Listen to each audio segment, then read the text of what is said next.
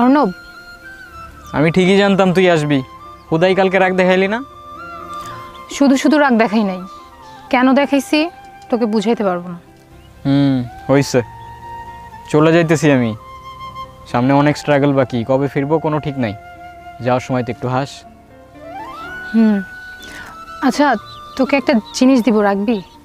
কি? আমার তো তেমন সামর্থ্য নাই তোকে তেমন কিছু দেয়ার। ছোটবেলা থেকে আমার ইচ্ছা ছিল তোকে একদিন অনেক বড় একটা কিছু গিফট করব, কিন্তু কি কিনবো বুঝতেছিলাম না।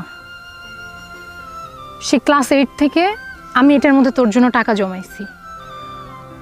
20,000 হয়তো হবে না, কিন্তু যা হবে তোর হয়তো কাজে আসবে। নে এটা। তুই কি করতেছ সেগুলা?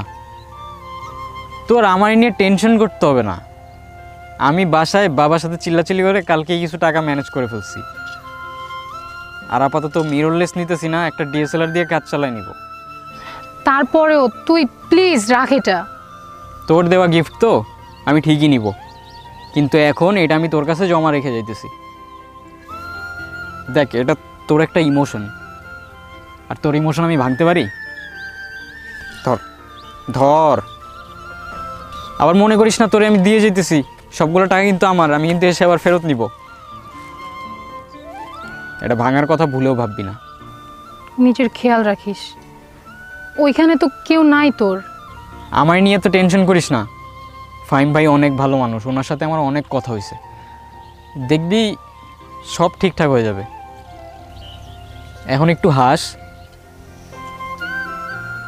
এখন আসি আমি। আচ্ছা শোন, শহরে যাচ্ছিস, ওখানকার মানুষজন এখানকার মানুষের মতো না, কাউরে এত সহজে ট্রাস্ট করিস না।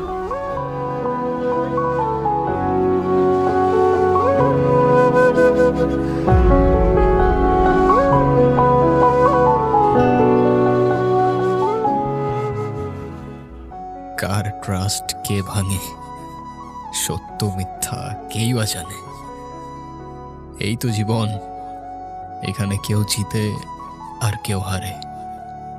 দূরের মানুষ কাছের হয়ে সুযোগ বুঝেই চাকু মারে।